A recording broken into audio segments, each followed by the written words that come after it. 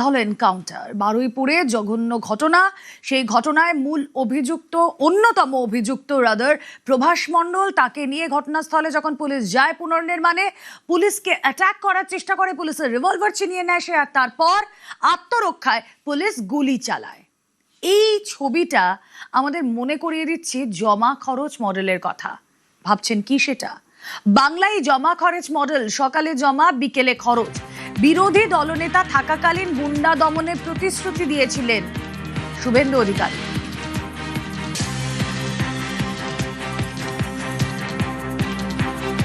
কথা দিয়ে গেলাম, মা বোন প্রচুর মহিলা এসেছিলেন, সন্দেহ হয়েছে অনেকে উঠেও পড়েছেন। রেকর্ড করে রাখুন রাজ্যের বিরোধী দলের নেতার কথা। বিজেপি এলে এই ধর্ষকদেরকে কোর্টে পাঠাবো না, সকালে জমা নেব বিকালে খরচ করব। যোগী আদিত্যনাথ হেমন্ত বিশ্ব শর্মার দেখানো পথে বাড়ি বাড়ি গিয়ে বলুন, সকালে জমা বিকেলে খরচ। আর সেরকমই এই প্রভাস মণ্ডল, তাকে পুলিশ জালে তোলে। তাকে নিয়ে যখন পুনর্নির্মাণ ঘটনার, তখনই পুলিশকে গুলি করার চেষ্টা করে, পুলিশের থেকে রিভলভার ছিনিয়ে নিয়ে এই প্রভাস মণ্ডল, আর আত্মরক্ষায় পুলিশ গুলি চালায়। ঠিক কি বলেছিলেন বিরোধী দলনেতা শুভেন্দু অধিকারী সেই সময়?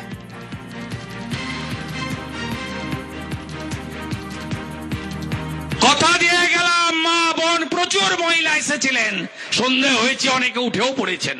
রেকর্ড করে রাখুন রাজ্যের বিরোধী দলের নেতার কথা। বিজেপি এলে এই ধর্ষকদেরকে কোর্টে পাঠাবো না, সকালে জমা নেব বিকালে খরচ করব। যোগী আদিত্যনাথ হেমন্ত বিশ্ব শর্মার দেখানো পথে বাড়ি বাড়ি গিয়ে বলুন। বারুইপুরে এনকাউন্টার আর বারুইপুর কাণ্ডে অন্যতম অভিযুক্ত প্রভাস মণ্ডলের মৃত্যু। পুলিশের রিভলভার ছিনিয়ে পুলিশকে লক্ষ্য করেই গুলি। আত্মরক্ষায় গুলি চালাতে বাধ্য হয় পুলিশ, আর সেই গুলিতেই প্রভাস মণ্ডলের মৃত্যু। ভোর রাতে অপরাধের পুনর্নির্মাণের সময় ঘটনা। পুলিশ সূত্রে এমনটাই খবর। আর এই প্রভাসকে জেরা করে নাবালিকার দেহের খোঁজ মেলে। সকাল থেকে ঘটনাস্থল, থানা, হাসপাতাল, প্রতি জায়গার লাইভ আপডেট আপনাদের সামনে তুলে ধরছে নিউজ 18 বাংলা। সবার আগে সরাসরি চলে যাই, অমিত রয়েছেন সঙ্গে। অমিত, তোমার কাছে এখন কি ইনফরমেশন রয়েছে?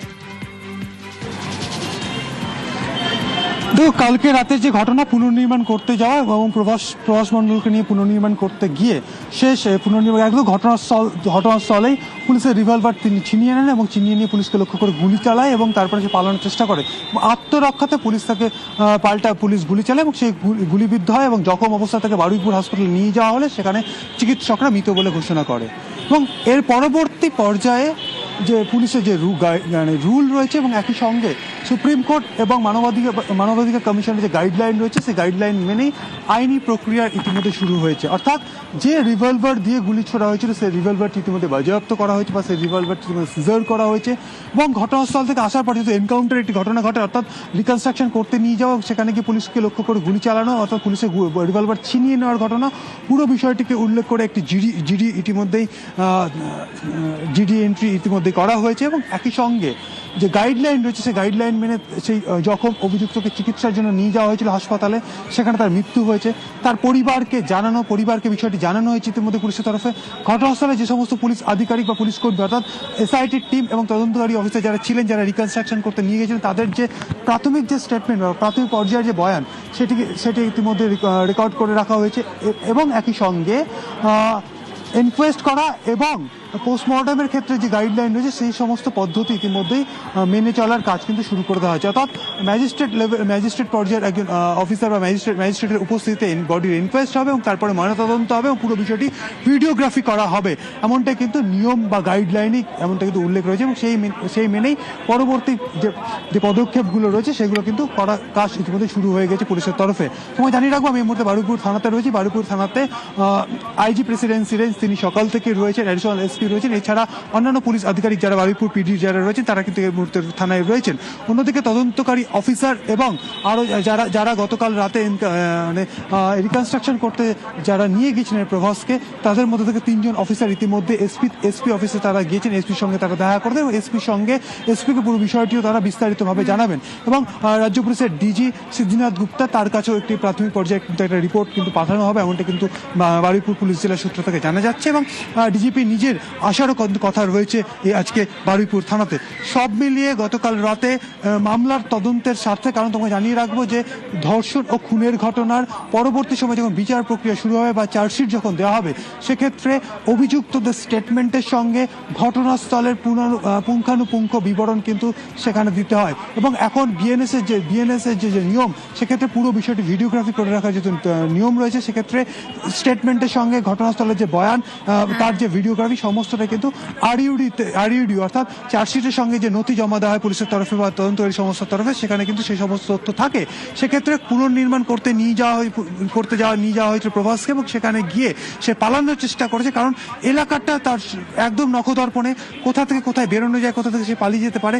সেই কারণে পুলিশ যেটা অভিযোগ করছে যে পুলিশের রিভলভার ছিনিয়ে পুলিশকে লক্ষ্য করে গুলি চালানো এবং পালানোর চেষ্টা করে, সেই সময় আত্মরক্ষার্থে এবং তাকে আত্মরক্ষার ক্ষেত্রে পুলিশকে পাল্টা গুলি চালাতে হয়, এমনটা কিন্তু পুলিশের দাবি। সব মিলিয়ে এই মুহূর্তে একদিকে যেমন ধর্ষণ খুনের মামলার তদন্ত চলছে, অন্যদিকে যেহেতু কালকে রাতে পুনর্নির্মাণ করতে গিয়ে আরও একটি ঘটনা ঘটেছে, সমস্তটা কিন্তু এই মুহূর্তে পুলিশ সমস্তটা বিষয়ে যে আইনি যে ব্যবস্থা সেই মতো এগোচ্ছে।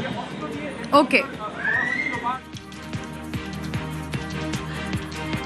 বারুইপুরে এনকাউন্টার, আপনাদেরকে একটু অ্যানিমেটেড গ্রাফিক্স দেখায় কিভাবে কোন সময় এইভাবে এই ঘটনার পুনর্নির্মাণের সময় গুলি চালায়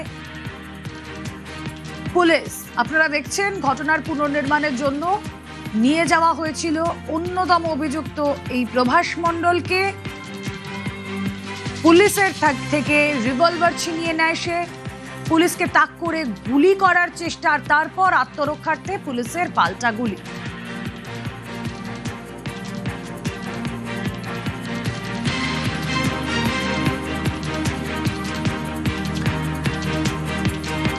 পালাতে গিয়ে পুলিশের গুলিতে মৃত্যু প্রভাস মণ্ডলের। বারুইপুরে এনকাউন্টারের ঘটনা, যে এনকাউন্টারে সিটের সদস্য রনি সরকারের রিভলভার ছিনিয়ে নিয়েছিল এই প্রভাস। আর অর্ঘ্য মণ্ডল স্পেশাল ইনভেস্টিগেশন টিমের সদস্য, যার ছবি আপনাদের দেখাচ্ছি, সেই অর্ঘ্য মণ্ডল আত্মরক্ষার্থে প্রভাসকে লক্ষ্য করে 2 রাউন্ড গুলি করে।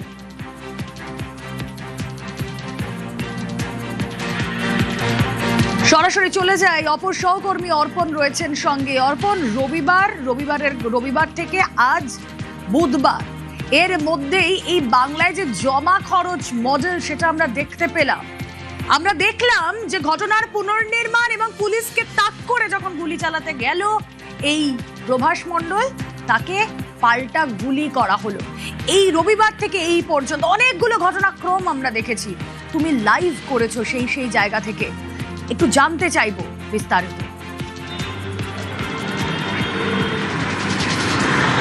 দেখো, রবিবার সকাল তখন 7:15 এই সময়ই তার যেখানে ঘটনাস্থল, সেখান থেকে প্রভাসের বাড়ি মাত্র 200 মিটার, সেখান থেকেই তার এই নাবালিকার দেহ পাওয়া যায় বস্তাবন্দি অবস্থায়।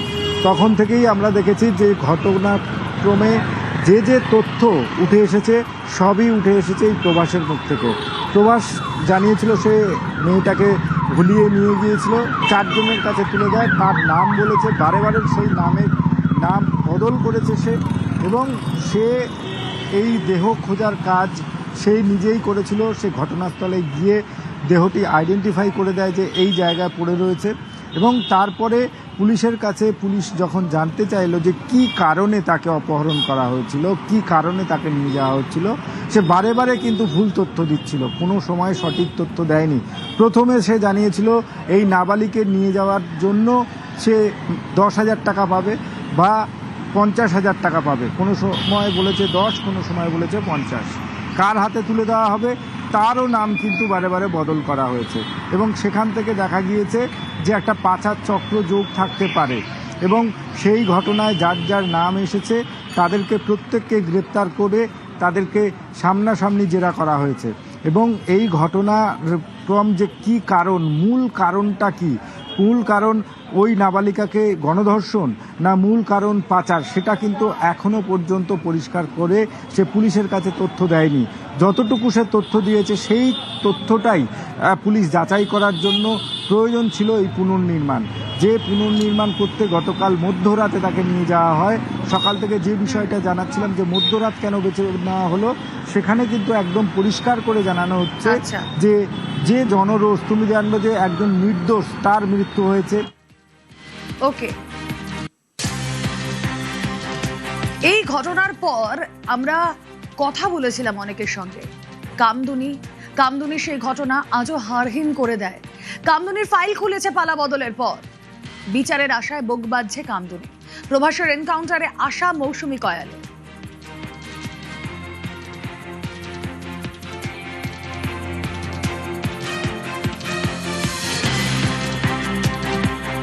যখন নিউজটা দেখলাম তখন সত্যি কোথাও গিয়ে আবার আমরা অনেকটাই আশাবাদী যে বিগত সরকারের আমলে দোষীদের বেকসুর খালাস করে দেওয়া হয়েছিল। আপনারা দেখেছিলেন কামদুনির মামলার ক্ষেত্রে। তো আবার যখন পালা বদলের পর একটা এনকাউন্টারের মতো এত বড় একটা দৃষ্টান্ত স্থাপন করলো এই সরকার, প্রশাসন এবং সরকার, তো সেই জায়গায় দাঁড়িয়ে আমরা আবার আশাবাদী, কারণ এটাই প্রয়োজন ছিল। যেভাবে দর্শকরা খোলা ময়দানে ঘুরে বেড়াচ্ছিল, মায়েরা বোনেরা যেভাবে স্বাধীনভাবে রাস্তায় বেরোতে পারতো না, নারী সুরক্ষা ছিল না, সেই জায়গায় দাঁড়িয়ে তদন্তের পর স্বীকারোক্তি নেওয়ার পর এনকাউন্টার করেছে। এটা অনেকটাই পাওনা, এটা করার দরকার ছিল, একটা দৃষ্টান্ত স্থাপন হয়েছে। পুলিশ নিজের আত্মরক্ষার্থে পুলিশ সার্ভিস রিভলভারতে গুলি করেছে, এখানে পুলিশের কোনো দোষ নেই। আমরা চাই যারা এই ঘটনায় দোষী তাদের দৃষ্টান্তমূলক শাস্তি। এনকাউন্টার একদম এনকাউন্টার। বিনীত গোয়েল, রাজীব কুমার, যারা আমাদের কাছে আয়ও ছিল, আনন্দময় চ্যাটার্জি, এরা প্রত্যেকে দোষী ছিল। আমি চাইবো বর্তমান সরকারের কাছে যারা ইনভেস্টিগেশনে যাদের যুক্ত ছিল তাদেরকেও বিচারের আওতার মধ্যে আনা হোক এবং দ্রুত কামদুনি ফাইল খোলা হোক। বিচারের আশায় সরকারে আস্থা মাটি গাড়ার নিহত নির্যাতিতার মা। যেরকম আসার আগে সরকারে বলছিলেন দিনে ধরব রাতে কাম তমাম, সেরকমে আজ করে দিলেন।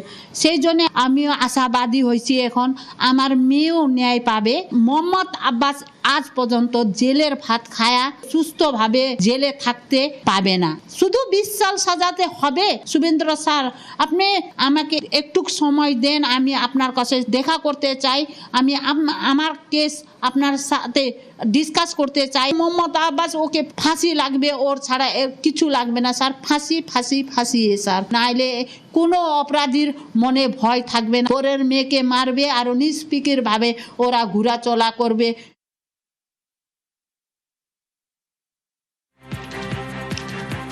আর এবার আরো এক মায়ের কথায় আসি। তামান্নার ঘটনা আপনাদের মনে আছে নিশ্চয়ই। তামান্নার ঘটনার সময় যদি বিজেপি সরকার থাকতো তখনই হয়তো বিচার মিলত। প্রতিক্রিয়া তামান্না খাতুনের মায়ের।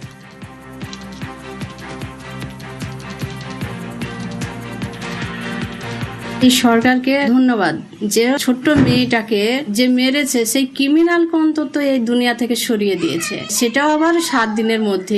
আরো ওর সঙ্গে যারা অভিযুক্ত আছেন তাদেরকেও এনকাউন্টার কি ফাঁসি দিতেই হবে সরকারের কাছে, এটাই দাবি আমার। তামান্না চলে গেছে, যদি বিজেপি সরকার তখন থাকতো তাহলে ওই ক্রিমিনালগুলো আজ পর্যন্ত এই দুনিয়ায় থাকতো না, ক্রিমিনালগুলোদের শাস্তি হয়ে যেত। আমি একদম সমর্থন করছি এই পদক্ষেপকে, কারণ পুলিশের রিভলভার কেড়ে নিয়ে ও আবার পুলিশকেই মারতে গেছে, মানে কতটা বেপরোয়া। তাকে বাঁচার অধিকার সত্যিই নেই। আর তার মা বলে দিয়েছে যে এরকম ছেলে যার মায়ের কোল খালি করেছে আমি কোনো কিছুই বলবো না, তার যেন চরম শাস্তি হয়। তার মাকেও আমি প্রতিবাদী মা হিসাবে ধন্যবাদ জানাই এবং আমাদের মুখ্যমন্ত্রীকেও ধন্যবাদ জানাই। আর আমার বিচারের আশাটা আরো বেড়ে গেল। মানে বিচার তো আমি পাবোই, কিন্তু খুব তাড়াতাড়ি এটা পাবো, এই ভরসাটা আমি সরকারের উপর রাখছি।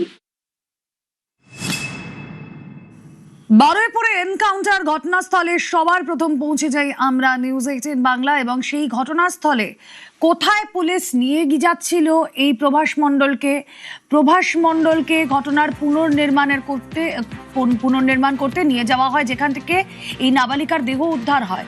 ঠিক সেই সময় যখন এই ঘটনার পুনর্নির্মাণ চলছে, সেই সময় প্রভাস মণ্ডল পুলিশের রিভলভার ছিনিয়ে নিয়ে পুলিশকে লক্ষ্য করে গুলি করে, আর আত্মরক্ষায় গুলি চালাতে বাধ্য হয় পুলিশও। সেই জায়গায় মুহূর্তে ঘিরে রাখা হয়েছে, আপনাদেরকে দেখাচ্ছি ঘটনাস্থলে পৌঁছে গিয়েছিলাম আমরা সবার প্রথম। আমাদের সহকর্মী সান্নিক প্রতি মুহূর্তের আপডেট সেখান থেকে তুলে ধরেছেন অন স্পট। সবার আগে পৌঁছে যায় নিউজ 18 বাংলা। আমি দুটো জায়গা দেখাবো যেখানে ঘটনাটা, এই অপরাধ ঘটানো হয়েছিল এবং যেখানে গতকাল রাত্রিবেলা গুলি চালানোর ঘটনা ঘটেছে। ডিস্টেন্সটা তোমাকে একটু দেখাবো। যে জায়গাতে এই মুহূর্তে দাঁড়িয়ে রয়েছি, এখান থেকে তুমি দেখতে পাচ্ছ 20-25 মিটার দূর হবে এখান থেকে। সেই জায়গাতে একটা জায়গা কর্ডন করে রাখা হয়েছে। এখান থেকেই সেই নাবালিকার দেহ উদ্ধার হয়েছিল, যেখানে যে ছবিকে ঘিরে কার্যত গোটা এলাকা উত্তাল হয়ে ওঠে, গোটা রাজ্য উত্তাল হয়ে ওঠে। সেই গোটা ঘটনার তদন্তে পুলিশ নামে, পুলিশ তদন্তকারী দল, পুলিশের যে 4 জন এখনো পর্যন্ত গ্রেফতার হয়েছে, তাদের মধ্যে একজন প্রভাস মণ্ডল। তাকে নিয়ে গতকাল রাত্রি 12:45 এই ঘটনাস্থলে রিকনস্ট্রাকশনের জন্য এসে পৌঁছয়। প্রভাস মণ্ডলকে নিয়ে আসার পরেই, যেটা পুলিশের তরফে দাবি, যে জায়গাতে এই ঘটনা ঘটেছে সেই জায়গাতে পুলিশের কাছ থেকে রিভলভার ছিনিয়ে নিয়ে, সার্ভিস রিভলভার ছিনিয়ে পুলিশের দিকে লক্ষ্য করে 1 রাউন্ড গুলি ফায়ার করা হয়। এবং যখন এই ঘটনা হয়, তারপরে যে ছবি তুমি দেখতে পাচ্ছ, এই জায়গা দিয়ে প্রভাস মণ্ডল পালানোর চেষ্টা করেছিল। পুলিশকে বাধ্য হয়ে সেই সময় আত্মরক্ষার্থে গুলি চালাতে হয়।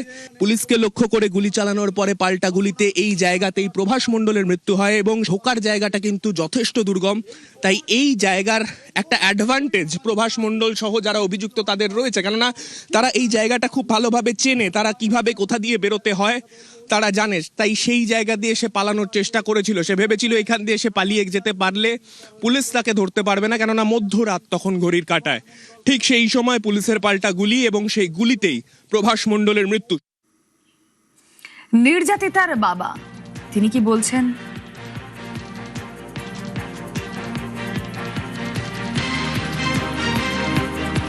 সরকারের পুরো রাস্তা ভরসা আছে। সিএম কালকের কথা দিয়েছে সেভাবে উনি যেভাবে কাজ চালিয়ে যাচ্ছে, আমরা খুব খুশি। একদম এনকাউন্টার, একজন মৃত্যু, পুলিশের উপরে পুরো ফুল ভরসা আছে। পুলিশ না থাকলে আমরা এত এগোতে পারতাম না। পুলিশ যেভাবে তদন্ত করছে, 4 জনই তো অ্যারেস্ট হয়ে গেল। খুশি আমি, দাদা আমার ভরসা দিয়েছে, দাদার ওর ফুল ভরসা আছে। ও যে সিএম আছে না, ওনাকে দাদা বলে আমরা সম্মান করি। দাদা ফুল ভরসা দিয়েছে, ওনার ওর ফুল বিশ্বাস, আশা, ভরসা সব আছে।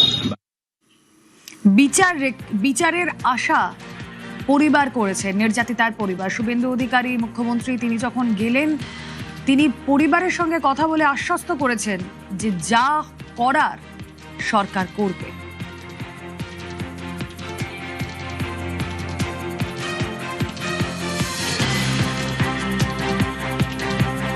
সরকারের পুরো রাস্তা ভরসা আছে। সিএম কালকের কথা দিয়েছে সেভাবে উনি যেভাবে কাজ চালিয়ে যাচ্ছে, আমরা খুব খুশি। একদম এনকাউন্টার, একজন মৃত্যু, পুলিশের উপরে পুরো ফুল ভরসা আছে। পুলিশ না থাকলে আমরা এত এগোতে পারতাম না। পুলিশ যেভাবে তদন্ত করছে, 4 জনই তো অ্যারেস্ট হয়ে গেল। খুশি আমি, দাদা আমার ভরসা দিয়েছে, দাদার ওর ফুল ভরসা আছে। ও যে সিএম আছে না, ওনাকে দাদা বলে আমরা সম্মান করি। দাদা ফুল ভরসা দিয়েছে, ওনার ওর ফুল বিশ্বাস, আশা, ভরসা সব আছে। আর প্রভাস মণ্ডল অন্যতম অভিযুক্ত, যার পুলিশের গুলিতে মৃত্যু হয়েছে, তার মা কি বলছেন? তার মা বলছেন ছেলে যেমন কর্ম করেছে তেমন ফল পেয়েছে। ছেলে যে মৃত্যু হলো তাতে আপনার কষ্ট হচ্ছে না? মার তো কষ্ট হবে, আমি সে কষ্ট দরকার নেই। ও যা কর্ম করেছে তাতেই গেছে আমার শান্তি। মানে ও যে নাবালিকার সঙ্গে যে অত্যাচার করেছে তাতে ওর মৃত্যু হয়ে গেছে, ভালোই হয়েছে। আপনারা কি মৃতদেহ আনতে যাবেন? মৃতদেহ আমি আনবো না, আমি তো বললাম আর আমরা দেখতে চাই না, একদম দেখতে চাই না। তোমরা ওখানে নিয়ে ঠিকে নাও, গুদমে দেবে, কোথায় দেবে, ফেলে দেবে, দিয়ে যাবে, কেউ যাবে না। মার কথা যদি না শুনি, নিজে নেশা ভাঙ করে, তা আমার অত আর কিচ্ছু বলার নেই। ভোর রাতে এনকাউন্টারের ঘটনা, সকালে ঘটনাস্থলে প্রথম পৌঁছই আমরা, নিউজ 18 বাংলা। আর তারপর সেই ঘটনাস্থল থেকে একের পর এক ছবি আপনাদের সামনে আমরা তুলে ধরি। প্রভাস মণ্ডলের স্ত্রী তিনি বলছেন যে তিনিও এরকম অনেক অত্যাচার সহ্য করেছেন, অন্যায় করেছে তাই গুলি খেয়েছে।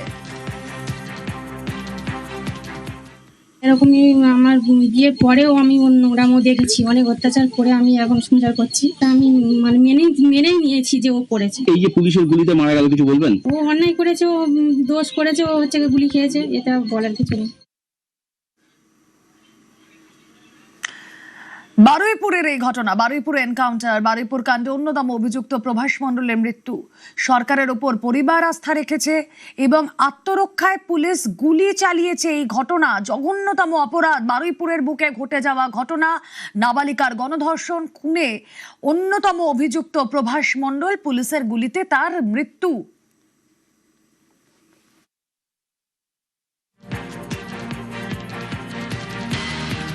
প্রাক্তন পুলিশ কর্তা, সোনারপুর উত্তরের বিধায়ক দেবাশিস ধরের সঙ্গে তিনি কি বলছেন, তিনি কিভাবে দেখছেন এই ঘটনাকে? আমাদের যাত্রা শুরু, আমরা বলেছিলাম যে নারী নির্যাতনকে আমরা কোনোভাবে সহ্য করব না এবং পুরনো যত ঘটনা ঘটেছে তারও পুঙ্খানুপুঙ্খ তদন্ত হবে। এবং এটাও আপনাকে বলে দিচ্ছি যে শওকত মোল্লার এগেনস্টেও যেরকম অভিযোগ সামনে বেরিয়ে এসছে, এরকম অসংখ্য ঘটনা রয়েছে। প্রত্যেকটা বিধানসভায় হয়তো এরকম ঘটনা রয়েছে। যারা ওখানকার প্রতিষ্ঠিত যারা সো কল্ড দাদা বা ক্রিমিনাল ছিল, তারা কিন্তু দীর্ঘদিন ধরে এইভাবে নারীকে নিজের ভোগ্যপণ্য হিসাবে ব্যবহার করেছে। আমাদের সমাজে নারীরা এতটা এখনো মডার্ন হয়ে যায়নি বা এতটা ডেয়ার ডেভিল হয়ে যায়নি যে প্রত্যেকটি ঘটনা সামনে এসে তার প্রতিবাদ করবে। আমাদেরও এরকম অনেক ঘটনা সামনে এসেছে যে প্রত্যেকদিন কাউন্সেলিং করতে হয় তাকে এটা বোঝানোর জন্য যে সরকার আপনার পাশে আছে এবং কোনোভাবে আপনার কোনো সম্মান নিয়ে কোনোদিন কেউ প্রশ্ন তুলবে না। প্রত্যেকটি জায়গায় স্কুল, কলেজ, বিভিন্ন পরিচালন সমিতি, তারপরে এই যে কালকে যে নারী নির্যাতনের জন্য যে ঘটনাটি আমাদের পুলিশ যে ব্যবস্থা নিয়েছে, যদি এরকম আমরা যদি প্রত্যেকটা জায়গায় ব্যবস্থা নিতে আমরা বদ্ধপরিকর। এবং এটুকু বলে দিচ্ছি যে সমাজকে সম্পূর্ণ দুষ্কৃতি মুক্ত করা হবে, জঞ্জাল মুক্ত করা হবে। এতদিন ছিল এটা অপরাধীদের মুক্তাঞ্চল। এবার আমরা দায়িত্ব নিয়ে আপনাদের এটাই বলতে চাই যে পুরোটা যে যতটা খারাপ হয়েছিল গত 15 বছরে ততটাই সম্মান নারীদের ফিরিয়ে দেওয়া হবে এবং যে দৃষ্টান্তমূলক শাস্তি যেভাবে দেওয়া দরকার প্রত্যেকটি জিনিসকে এনশিওর করা হবে। আর ধর্ষণের ক্ষেত্রে বা গ্যাং রেপের ক্ষেত্রে সর্বোচ্চ সাজা অর্থাৎ মৃত্যুদণ্ড থেকে আরম্ভ করে, আর যারা যে অপরাধীরা ভাবছেন পুলিশকে অ্যাটাক করে বা পুলিশের ওপরে বিভিন্নভাবে আপনারা এতদিন ধরে যা চালিয়েছেন, পুলিশ একবার কেন বারে বারে এনকাউন্টার করবে এবং সমাজকে এই বার্তাই দেবে এখান থেকে ছেড়ে কথা বলা হবে না। আপনাদের জন্য খুব খারাপ দিন আসছে। পুলিশ আর কোনোদিন খাটের তলায় লোকাবে না, আর কোনোদিন গিয়ে টেবিলের তলায় লোকাবে না। পুলিশ এবার খুঁজে খুঁজে বার করে প্রত্যেককে কান ধরে তুলে এনে সমাজের সামনে এক্সপোজ করবে এবং যারা পুলিশকে অ্যাটাক করবে তাদেরকে এনকাউন্টারও করবে, পিছিয়ে আসবে না। খুব সহজ করে বলতে গেলে যে this is what zero tolerance is. প্রাক্তন পুলিশ কর্তা হিসেবে আপনার থেকে জানতে চাইবো যে কোন পরিস্থিতিতে এই ধরনের এনকাউন্টার করতে বাধ্য হয় পুলিশ? পুলিশ কাউকে গিয়ে অ্যারেস্ট করতে গেল, পুলিশ বাধাপ্রাপ্ত হলো, পুলিশের ওপরে অ্যাটাক করা হলো, বা পুলিশ দেখলো তার সামনেই কাউকে তাকে হাত পা ছাড়িয়ে নিয়ে গিয়ে বা তাকে উল্টো তার আর্মস কেড়ে নিয়ে গিয়ে অ্যাটাক করছে, তাকে যত আইন তাকে অধিকার দিয়েছে সেই ব্যবস্থা নেওয়ার। সেক্ষেত্রে যদি পুলিশ সর্বোচ্চ বল প্রয়োগ করে সেক্ষেত্রে কোর্ট তাকে সেটা যেটা আমাদের পুরনো আইপিসি ছিল, এখন ভারতীয় ন্যায় সংবিধান, সেখানে তাকে ছাড় দিয়েছে। ফলে পুলিশ এই অ্যাকশন নিতেই পারে এবং সেক্ষেত্রে কোনো রকম কিন্তু বাধা নেই আইনের চোখে। ফলে এনকাউন্টার শব্দটা আমি ওইভাবে বলবো না, এনকাউন্টারটা হয়তো একটু বলতে পারেন সিনেমাটিক টার্ম, কিন্তু আইনটা আমরা যেটা বুঝি যে আপনি যদি পুলিশের সাথে বল প্রয়োগ করেন এবং তাকে কাজ করতে বাধা দেন বা এমন পরিস্থিতি সামনে আসে যে কোনো প্রাণহানির আশঙ্কা রয়েছে বা সরকারি সম্পত্তি হানির আশঙ্কা রয়েছে, সেক্ষেত্রে যদি কাউকে বল প্রয়োগ করে মিনিমাম থেকে ম্যাক্সিমাম বল সবটাই প্রয়োগ করা যায়। সেক্ষেত্রে কিন্তু আইন তাকে এটা জেনারেল এক্সেপশন হিসাবে নেয়।